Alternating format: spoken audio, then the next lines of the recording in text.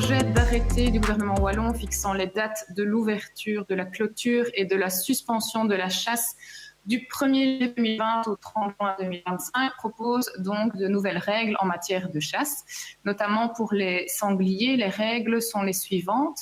La battue au bois est autorisée du 1er octobre au 31 janvier jusqu'en 2022, puis s'alignera sur les autres grands gibiers, à savoir du 1er octobre au 31 décembre.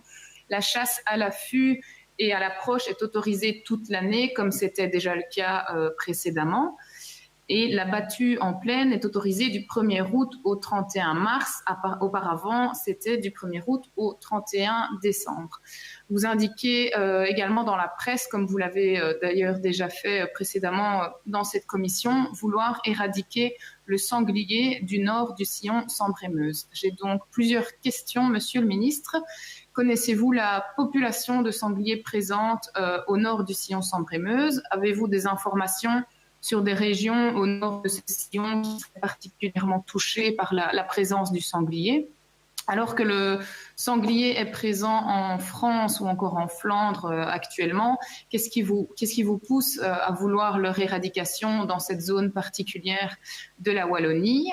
Comment voyez-vous la mise en place de cette éradication? Est-ce qu'un agenda est déjà prêt? Dans l'attente, ne faudrait-il pas mieux concerter les agriculteurs et les chasseurs du nord du sillon Sambre-et-Meuse afin d'éviter les dégâts aux cultures provoqués par une nouvelle menace?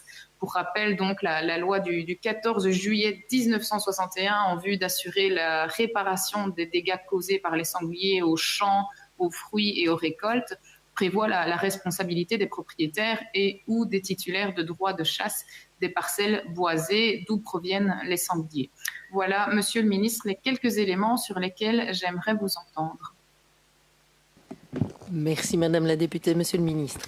Merci Madame la députée. Le sanglier est un animal essentiellement forestier, au contraire d'autres espèces qui sont plus naturellement coutumières des plaines, mais qui, faute de tranquillité, se sont réfugiées en forêt. Par exemple, le cerf. Le domaine naturel du sanglier est donc la forêt. Celle-ci est peu rencontrée au nord du sillon Sambre-et-Meuse, dont la caractéristique, dont le paysage sont plutôt façonnés de plaines, de plateaux, de prairies et de cultures. Ce type de territoire est donc, a priori, peu approprié à l'espèce sanglier. Il est à noter cependant que le sanglier, qui était encore rare, voire complètement absent dans le Tournaisis, par exemple, il y a 20 ans, aujourd'hui, ce n'est plus le cas puisque cette région se voit elle aussi colonisée par de nombreux sangliers venus des régions voisines et notamment du nord de la France. De même, le nord du plateau Esbignon se voit aujourd'hui ravagé par les sangliers se développant de plus en plus en forêt de Merdal, située en Flandre. Nous voici donc cernés, les sangliers venant de France, de Flandre, etc. Ces colonisations occasionnent, ce sont des exemples, mais bien réels, ces colonisations occasionnent de très nombreux dégâts, tant à l'agriculture qu'à la petite faune des plaines, ainsi qu'à la biodiversité des milieux ouverts en général. Puisque, comme vous le savez, le sanglier mange à peu près tout ce qui lui est accessible.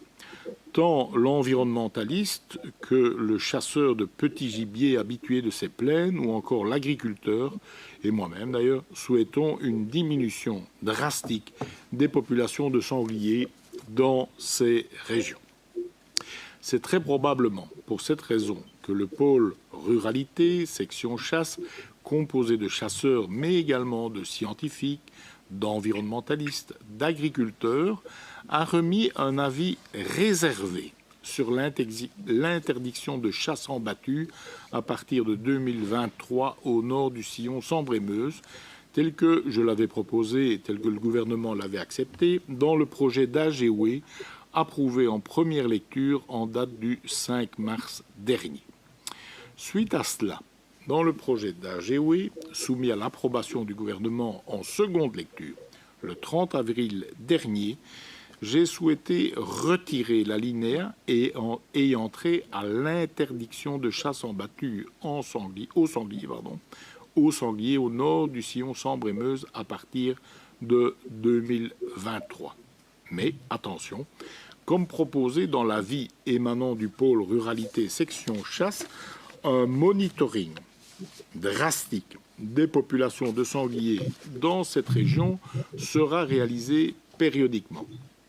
Le but est effectivement d'arriver à éliminer très largement, voire je l'espère, à éradiquer les sangliers dans ces espaces où, grosso modo, suivant mon analyse, ils n'ont rien à faire, mais d'y arriver autrement.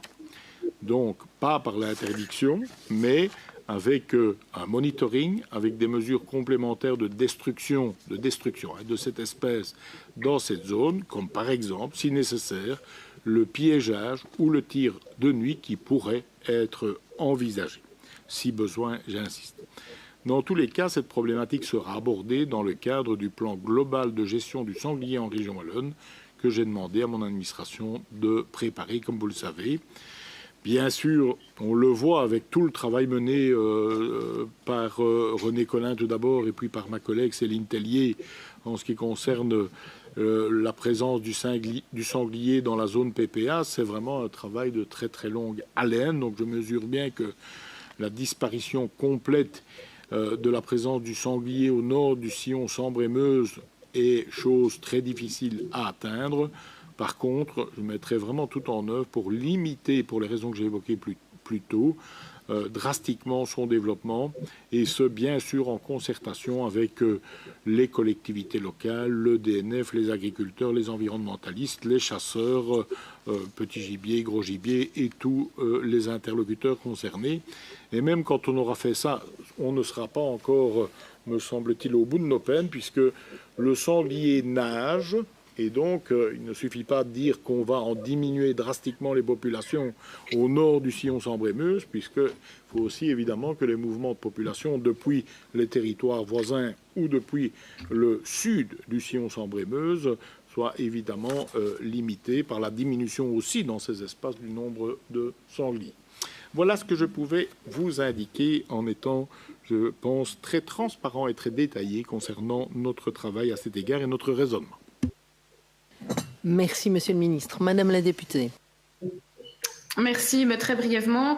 Merci à Monsieur le Ministre. Effectivement, je vais dire que je suis rassurée parce que je n'étais pas spécialement inquiète, mais je crois que c'est surtout cette histoire de cette idée de l'incertitude qui planait autour du timing, parce que vous l'avez très largement expliqué, c'est un plan qui va s'étaler effectivement sur le très long terme. Donc les différents acteurs avec qui j'avais eu l'occasion d'échanger pour vous poser cette question en commission étaient un petit peu sur la réserve au niveau du timing, mais vous donnez effectivement tous les éléments qui justifient l'allongement sur la durée, en tout cas de ce plan, si on veut en tout cas parvenir à l'objectif que vous avez rappelé et amplement justifié. Merci, Monsieur le Ministre.